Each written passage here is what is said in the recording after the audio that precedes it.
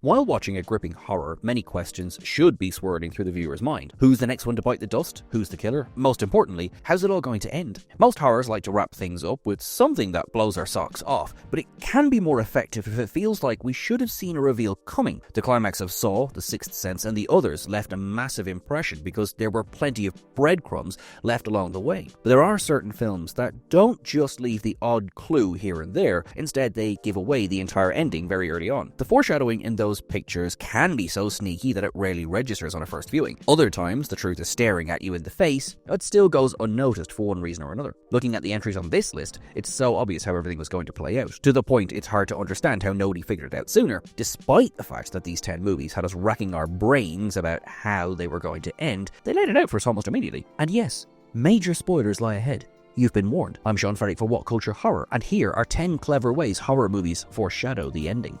Number 10. The board games Ready or Not. Ready or Not is one of those films that spills the beans immediately, yet nobody catches that on a first watch since it's done so tactfully. We get off to an ominous start as the very first frame depicts the image of a grinning devil surrounded by playing cards. As the camera zooms out, it's revealed this picture belongs to a seemingly harmless board game called LaBelle's Gambit. Once the camera pans to the side, other board games can be observed, including Family Ritual, Secret Council, Abracadabra, and Sunrise. It may look straightforward, but this sequence spells out Ready or Not's entire plot. When the protagonist, Grace, marries into the Doma family, they inform her that they acquired their fortune after their ancestor made a deal with someone called LaBelle. As has been established in the prologue, LaBelle is the devil. To avoid having their souls collected, the family must perform a magical ritual on Grace before sunrise. Although these details are divulged slowly but surely, anyone who was paying attention could have deduced everything before any characters were introduced or a word of dialogue was uttered. Number 9. Fitting choice of words, MaXXXine. In the closing chapter of Ty West's X trilogy,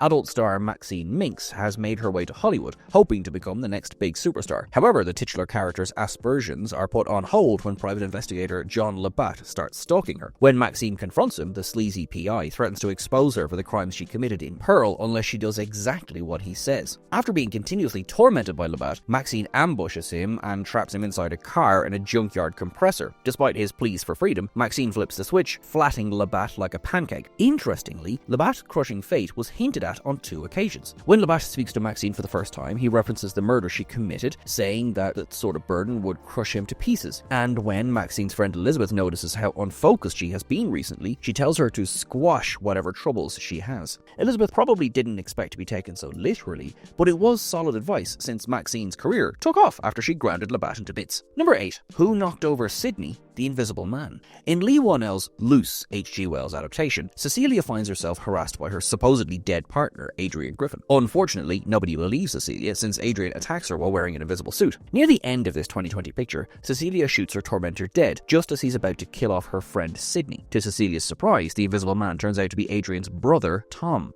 When the police discover Adrian imprisoned in his house, it looks like Tom was the mastermind behind all of this. But after Cecilia deduces Adrian and Tom had been in cahoots from the beginning, she kills her abusive partner, ending his reign of terror. Though the dual killer reveal was meant to blindside everyone, there's one clue that Adrian wasn't acting alone. When Sydney is attacked, she pepper sprays the unseen perpetrator, causing him to fall to the floor. As she tries to escape through the hallway, she's knocked over by one of the Griffin brothers in a scene that happens so quickly that most people don't realize Adrian wouldn't have had time to rush in front of Sydney or stop her since he was immobilized in her room a second earlier. It's a small detail, but it gives the game away before Cecilia works everything out. Number 7. Vera is telling the truth, Ghostland. Although foreshadowing is an important tool in storytelling, it has to be implemented cautiously. After all, the last thing a movie should do is literally tell you what's going to happen. And yet, Ghostland got everyone good with its twist, even though it was shoved down our throats. In this psychological drama, Pauline and her 2 daughters, Beth and Vera, move into a new house when they're suddenly attacked by 2 intruders. Pauline shoots the psychopaths dead, but not before one of them viciously abuses Vera. The story suddenly cuts to 16 years later, with Beth now a successful writer. Unfortunately, Vera was so rattled by that earlier incident, she's convinced herself the invaders have imprisoned her for years. Despite Beth's best efforts to bring her sister back to reality, Vera insists they're still trapped in the house. As heartbreaking as it is to see Vera like this, it's worse for Beth. Over time, it's revealed that Beth is having the delusion, not Vera. It turns out the murderers slaughtered the girl's mother during the home invasion and have kept her daughters imprisoned ever since. Unable to deal with the situation, Beth convinced herself she escaped and became a beloved writer. Prior to the invasion, Beth mentions she dreams of being an author, so this is another hint that the scenes of Beth achieving her greatest desire is an elaborate fantasy. Though Vera repeatedly tells Beth and the audience what's going on, nobody listens to her, erroneously believing she's snapped. Number 6. The Note. Speak No Evil.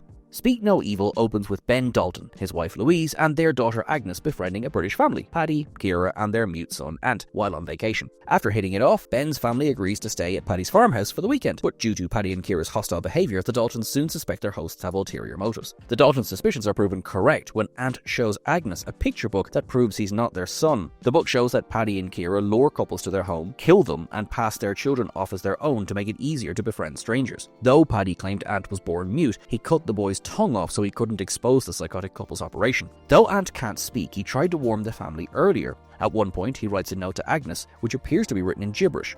However, anyone from Denmark should recognise Ant's note is in Danish, proving he's not Paddy and Kira's son. Even if viewers didn't recognise the language, they might have realised what Ant was trying to say based on an earlier scene. The day before, Ant showed Agnes a watch collection in Paddy's bedroom. At first, it appears as if Ant is trying to bond with Agnes. In reality, he's warning her that each watch belongs to Paddy's victims. He points to one specific watch that has a Danish engraving on the inside, implying it belonged to Ant's father before Paddy kills him.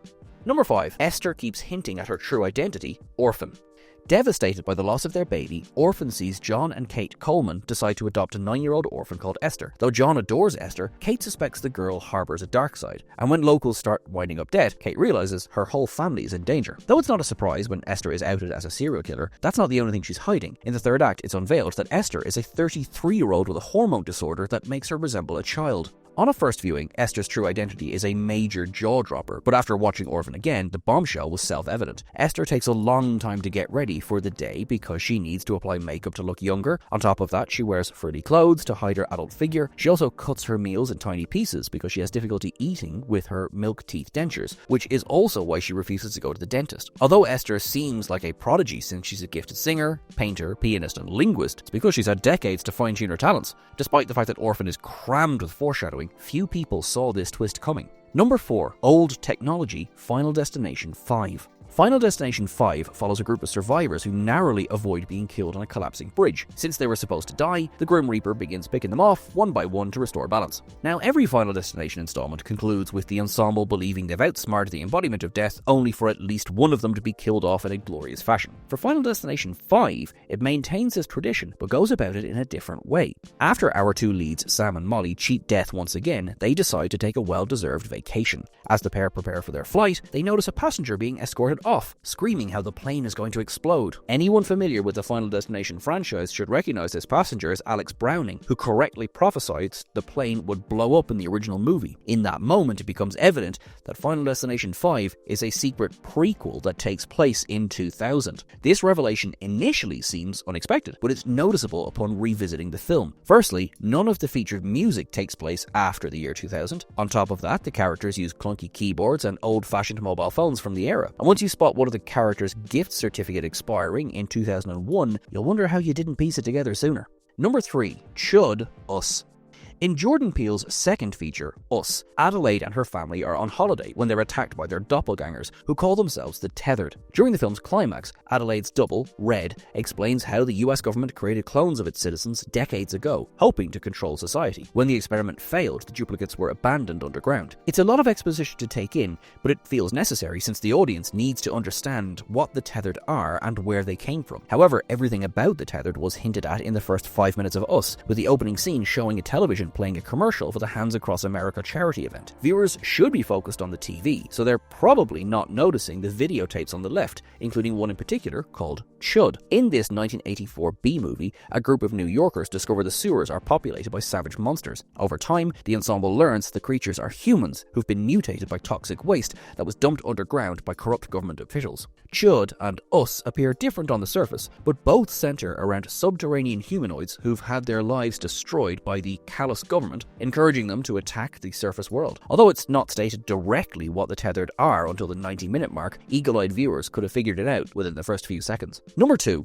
Ed's monologue, Shaun of the Dead. Shaun of the Dead is often praised for its sharp writing, hilarious performances, and impeccable physical comedy. However, the British horror comedy should also be commended for its masterful foreshadowing. After Shaun gets dumped, he drowns his sorrows at the Winchester pub with his mate, Ed. To cheer Shaun up, Ed says they should go on a bender the following night. At a glance, Ed's plan sounds innocent, but if you listen carefully, he's breaking down every major plot point of the film. Ed starts his monologue by saying they'll get a Bloody Mary first thing, which is a nod to the female zombie they encounter in the garden the next day. He says they'll follow that up with a bite at the king's head, referencing Shaun's stepdad getting bitten by a zombie. Ed then mentions a couple at the Little Princess, indicating how he and Shaun will team up with their friends to face the flesh-eating horde. When Ed says they'll stagger back here, it foretells how Shaun's group will pretend to be infected to blend in with the undead. And when Nick Frost's character says their pub crawl will conclude with a bang, back at the bar for shots, that highlights how the gang will make their final stand at the Winchester with a shotgun. Number 1. Everything blink twice. Zoe Kravitz's directorial debut doesn't just prove the Batman star is a natural talent behind the camera, but also showcases her skills at foreshadowing. Blink Twice centers around a struggling waitress called Frida, whose life changes forever when a tech billionaire named Slater King invites her to his private island. Though Slater doesn't behave maliciously, Frida believes he's hiding something. Sure enough, she discovers Slater and his accomplices have been forcing themselves on the female guests every night after urging them to ingest a memory-wiping chemical. Where still, Frida learns she's been to the island before, but forgot about the assault due to the amnesia-inducing concoction. Even though it was obvious something was up, few figured out just how depraved Slater's operation was, but all the signs were there. Slater repeatedly tells Frida that forgetting is a gift. While meeting Frida at the gala, Slater stops himself from saying her name, since he's pretending this is the first time they've met. Before heading to the island, Frida bumps into Slater's therapist, Rich, who helped orchestrate Slater's deplorable scheme. And when Frida says she remembers Rich after meeting him again on the island, he's noticeably flustered by this remark. Blink Twice doesn't just foreshadow the twist, but also the final scene. While speaking to her friend in the opening, Frida states that success is the best form of revenge. In the end, Frida doesn't kill Slater when she has the chance, instead taking over his company and reducing him to a compliant stooge.